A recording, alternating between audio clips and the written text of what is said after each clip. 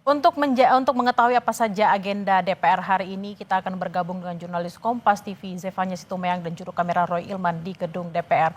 Selamat siang Zefanya, deadline tuntutan 17+8 sudah lewat di hari Jumat kemarin. Dan anggota DPR kembali beraktivitas pada hari ini.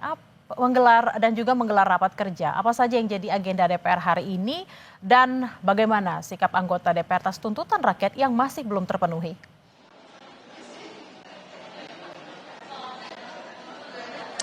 Ya Bella, hari ini anggota DPR RI ada sebanyak 15 agenda kalau dari pantauan kami begitu ya. Di mana saat ini yang tengah berlangsung ini ada rapat dari Komisi 3 DPR RI yang tengah rapat dengan panitia seleksi dari Komisi Yudisial untuk membahas terkait seleksi calon hakim agung dan juga calon hakim ad hoc Mahkamah Agung. Kemudian juga ada rapat dari Komisi 12, kemudian juga rapat Balek, kemudian Komisi 1 juga ini dengan Kementerian Luar Negeri untuk membahas terkait dengan rencana kerja dan juga anggaran. Kemudian ada juga rapat saat ini yang sudah berlangsung Komisi 2 yang sedang rapat dengan Menteri ATR BPN. Kemudian juga ada rapat dengan Komisi 6 dan juga Komisi 9. Namun memang nanti jam 11 ke atas ini juga masih ada agenda lain, tapi memang untuk saat ini kami belum melihat adanya agenda yang membahas terkait dengan tuntutan rakyat. Kita ketahui kemarin ini sudah ada kurang lebih 6 poin yang dikabulkan begitu oleh DPR RI terkait dengan tuntutan rakyat 17+8 kemarin setelah huru-hara demo mahasiswa, demo rakyat begitu, bagaimana terkait dengan tindak lanjutnya dari anggota DPR RI. Kalau kita lihat ada 6 poin yang sudah dikabulkan. Pertama terkait dengan tunjangan perumahan yang kemudian ini dihentikan, lalu juga terkait dengan pemangkasan tunjangan anggota DPR RI, lalu juga ada terkait dengan penonaktifan anggota DPR RI yang ini juga akan ditindaklanjuti terkait dengan hak keuangan yang tidak akan diterima lagi. Lalu juga pimpinan DPR ini sudah berkomunikasi dengan MKD begitu agar menindaklanjut dengan mahkamah partai politik masing-masing terkait bagaimana tindak lanjut terhadap anggota DPR RI ini yang sudah dinonaktifkan begitu. Dan DPR RI ini juga berkomitmen untuk mengedepankan transparansi, juga melibatkan partisipasi publik tentunya dalam setiap kebijakan yang diambil. Tapi memang masih ada beberapa catatan lagi yang tentu dinanti oleh masyarakat, di mana tenggat waktunya kalau yang beberapa poin kemarin ini di 5 September 2025, tapi ada waktu 1 tahun yang diberikan masyarakat kepada anggota DPR tentunya untuk menindaklanjut beberapa poin lainnya, seperti misalnya terkait Undang-Undang Perampasan Aset Koruptor. Ini yang sangat dinantikan, diberi waktu 1 tahun bagaimana DPR RI ini dapat segera mengesahkan sebagai bentuk komitmen DPR dalam memberantas korupsi, begitu ya, mendukung pemberantasan korupsi. Kemudian juga terkait revisi Undang-Undang Kepolisian ini juga yang sangat dinanti, bagaimana desentralisasi fungsi polisi ini juga dinantikan oleh masyarakat, lalu juga terkait dengan revisi Undang-Undang Komnas HAM ini agar dapat memperluas kewenangan dari Komnas HAM begitu untuk menindak, kemudian juga terkait dengan kebebasan berekspresi. Ini sejumlah poin-poin tuntutan rakyat yang tentu masih harus dikerjakan oleh anggota DPR RI begitu. Namun kalau pada agenda rapat hari ini kami lihat beberapa agendanya ini belum ada yang membahas terkait beberapa poin tersebut. Tapi kita nantikan karena memang saat ini tenggat waktunya diberikan 1 tahun begitu ya, nanti hingga 31 Agustus 2026. Tentu kita akan nantikan, Bella, saat ini yang jelas yang sedang berlangsung ada rapat dari Komisi 3, kemudian Komisi 6, Komisi 9, Komisi 12 tadi yang tengah membahas beberapa agenda terkait. Demikian Bella yang bisa kami sampaikan, nanti akan kami beritakan lagi apa yang menjadi agenda anggota DPR RI pada hari ini. Baik, memang ada sejumlah tuntutan yang sudah dilaksanakan, ada juga yang belum dan akan menjadi PR ke depannya. Menjadi PR juga bagi kita untuk melakukan pengawasan terkait dengan poin-poin tuntutan yang harus segera dilakukan, baik itu bagi DPR dan juga pemerintah. Terima kasih atas laporan Anda, jurnalis Kompas TV Zefanya Situmorang dan Roy Ilman langsung dari DPR. Selamat bertugas kembali. Saudara, seminggu berlalu sejak kampanye 17+8 tuntutan rakyat disuarakan publik, melalui media sosial. Baik DPR dan pemerintah sudah mulai merespons dengan mengeluarkan kebijakan. Mampukah DPR dan pemerintah memenuhi dan mengabulkan semuanya?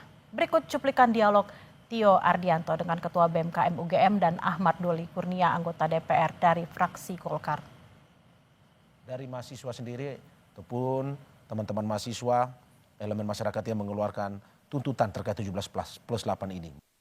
Dari 17 tuntutan yang disampaikan berdasarkan waktu 1 pekan, yang itu adalah jangka pendek, hanya 3 yang kemudian dipenuhi, dan itu pun berdasarkan satu sektor, yaitu dari DPR. Ya.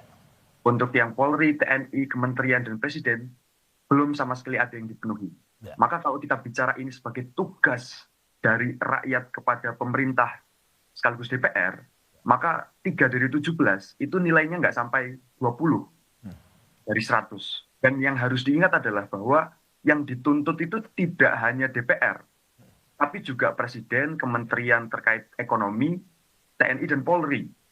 Nah, pertanyaan dasarnya adalah, kalau dalam 1 pekan untuk tuntutan yang jangka pendek saja itu tidak mampu untuk dipenuhi, bagaimana mungkin rakyat harus bisa percaya bahwa yang jangka panjang juga akan dipenuhi?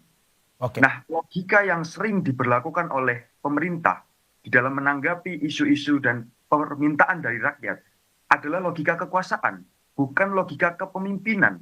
Sehingga yang sering terjadi, dan itu kemudian berulang di momentum ini adalah, pemerintah tidak menjawab tuntutan rakyat dengan menyelesaikan masalahnya, tapi menjawab dengan menyelesaikan kemarahannya. Sehingga sebenarnya, kalau bicara puas dan tidak puas, bagi saya ini biasa saja. Tugas DPR memang harus memenuhi keinginan rakyat sebagai yang diwakilinya di dalam parlemen. Iya, itu kan sebetulnya bagian dari tuntutan yang disampaikan ya, dari 17+8 itu. Ya. Jadi nggak mesti harus 3, nggak harus mesti 5 atau 6 gitu. Bahkan sebetulnya mungkin harusnya lebih dari itu sesuai dengan apa yang menjadi ekspektasi atau harapan dari masyarakat Indonesia.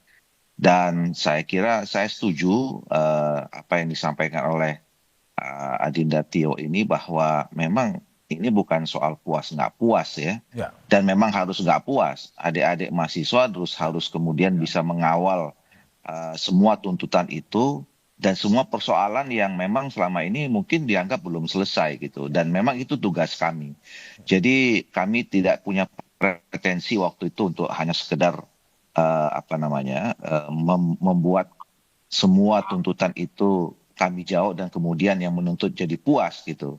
Oke, saya ke Mas Kunto. Mas Kunto, bagaimana Anda melihat bahwa hingga sampai saat ini tenggatnya 5 September kemarin, tetapi baru DPR yang memberikan jawaban terkait dengan tuntutan tersebut? Menurut saya ya kita bisa lihat political will kan dari sini, bahwa perubahan yang kita harapkan seperti kata Tio tadi, perubahannya harusnya sistemik, bukan jadi seperti kita ngobatin panasnya aja tapi kita nggak mengobati akar masalah atau akar penyakitnya kan gitu.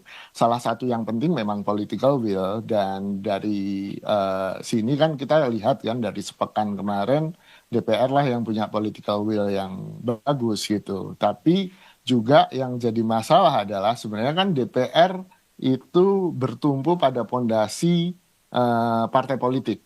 Ya.